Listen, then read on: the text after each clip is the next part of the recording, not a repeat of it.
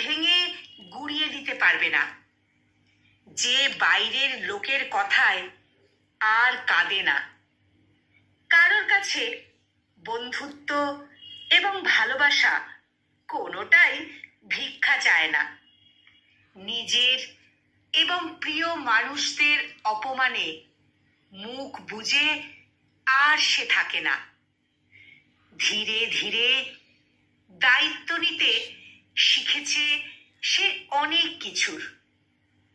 আমি একটা মেয়েকে চিনি যে সাধারণ ও সংসারী, কিছুটা খামখেয়ালি এবং ভীষণ রকম সাহসী। আমি ওই সাহসী ও লড়াকু মেয়েটাকে ভালোবাসি, ভীষণ ভীষণ ভালোবাসি। পাহাড়, লাল টিপ এবং শাড়ির মতোই। কলমে সঙ্গীতা বায়েন আর কণ্ঠ প্রয়াসে আমি নিবেদিতা। Enormous, instantaneous